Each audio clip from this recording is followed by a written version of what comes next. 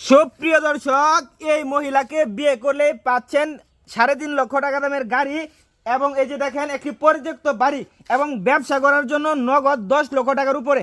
আচ্ছা আপু, কি রকম ছেলে হলে আপনি বিয়ে করবেন একটু বিস্তারিত আমাদেরকে একটু জানান।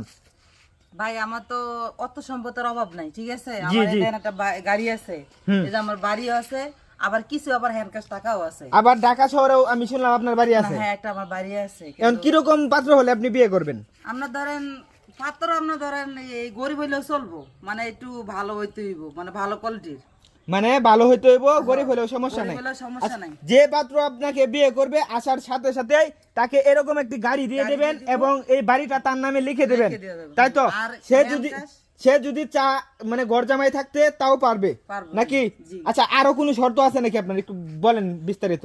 আর কোনো শর্ত কি, মানে যে সে যদি ঘর জামাই থাকে তারা আমি ধরো আমার 10 লক্ষ টাকা আছে, ওইটা দিয়ে দিব ব্যবসা করার জন্য। মানে সে যদি আপনার কথা মতো ঘর জামাই থাকে তাহলে আপনি ব্যবসা করার জন্য 10 লক্ষ টাকা দিবেন এবং আসার সাথে সাথে তাকে এই যে এই গাড়িটা দিয়ে দিবেন। আচ্ছা, এই গাড়িটা কি আপনার নিজের? এই বাড়িটা কি আপনার নিজের? হ্যাঁ। আর যে 10 লক্ষ টাকা আছে, এই 10 লক্ষ টাকা কি আপনার অ্যাকাউন্টে আছে কিনা একটু বিস্তারিত জানান। আপনি বলদের মতো কথা কইতাছেন না ভাই, আমার নিজের না লেগে ম্যাডাম পরে মাইসে দেখি দিমু না কি, আমার নিজের দিকে তো আমি কইতাছি, মানে এই কারণে তো আমার অনলাইনে আসা, বুঝেন না? মানে আপনার নিজের। প্রিয় দেশবাসী, এখানে আরেকটি কাহিনী আছে। কাহিনীটা হচ্ছে উনি কিন্তু বর্তমান বিধবা। উনি কিন্তু আচ্ছা, আপনার হাজবেন্ড মারা গেছে কয় বছর হয়েছে? এই আপনার 1 বছর হয়েছে। মানে 1 বছর হয়েছে আপনার হাজবেন্ড মারা গেছে। বর্তমানে আপনার কোনো হাজবেন্ড নাই? ঠিক আছে, আপনি হচ্ছেন বিধবা। হ্যাঁ, আচ্ছা ঠিক আছে। তো আপনার সাথে যোগাযোগটা কিভাবে করবে একটু আমাদেরকে একটু জানান। আমি বলি শুনেন, আমি আপনার নাম্বার দিয়ে দেই, আপনার স্ক্রিনের মধ্যে দিয়ে দিয়েন নাম্বারটা।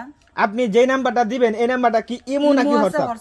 মানে ইমো হোয়াটসঅ্যাপ দুটোই আছে? দুটোই মিলে আছে। আচ্ছা, কোন প্রবাসী ভাই যদি আপনাকে বিয়ে করতে চায় আপনি কি বিয়ে বসবেন? হ্যাঁ হ্যাঁ, সমস্যা নাই, তার কিন্তু থাকতেই হবে দেশে, কিন্তু মানে প্রবাসে থাকা যাবে না। মানে প্রবাস থেকে আইসা তাকে মানে দেশে থাকতে হবে।